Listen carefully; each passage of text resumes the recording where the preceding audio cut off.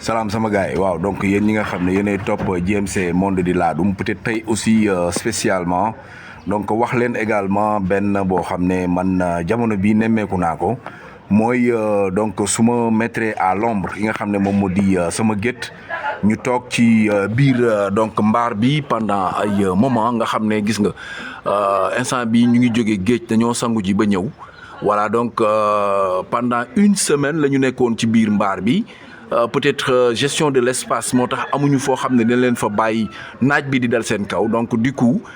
une fois par semaine da nga leen di génne pour la journée ñu toog tuuti ci naaj bi jël un bain de soleil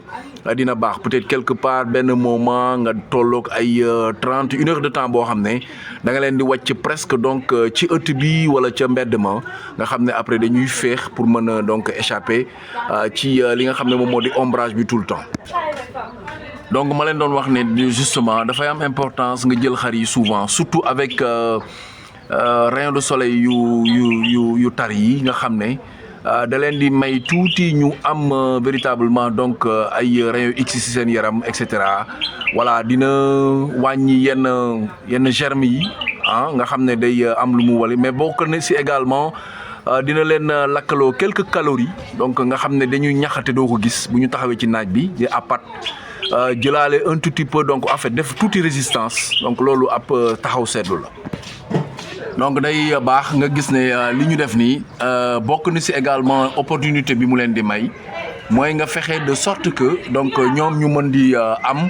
li nga xam ne moom moo di bain de soleil mais bu mu yem ci bain de soleil da ngay teg lekk après nga teg ndox lekk bi nga xam ne nag moo gën a favorable ci wetu donc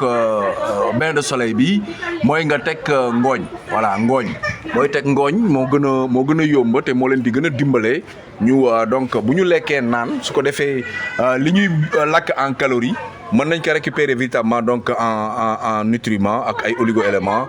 rawatina également en donc sels minéraux ak yëpp yoo xam ne daal yow rax nga ko ci biir ndox bi donc tegal la leen foofu ñu mën ko gérer.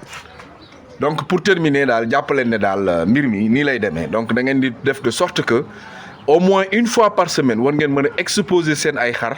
donc ñu am bain de soleil warul dëkk parce que souvent c'est un peu donc néfaste pour leur santé donc parfois da ngay jekki ñu génn ci ker gi nga andi leen ci naaj bi d'ailleurs am na sax ay ñoo xam ne berger yoo xam ne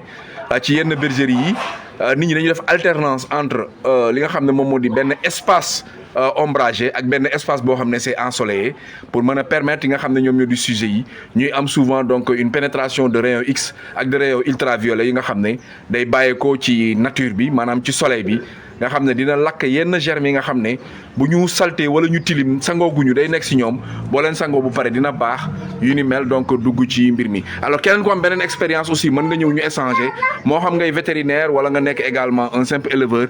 te am ay expérience yoo xam ne da nga ko mën a partager nga baaxee ko donc sunu mbokku internautes yi donc pour leur rendre service jërë ngeen jëf bu leen fàtte abonné ba si cloche bi ngir mën a suivre suñu ay vidéo ba tey ci JMC monde di laadum.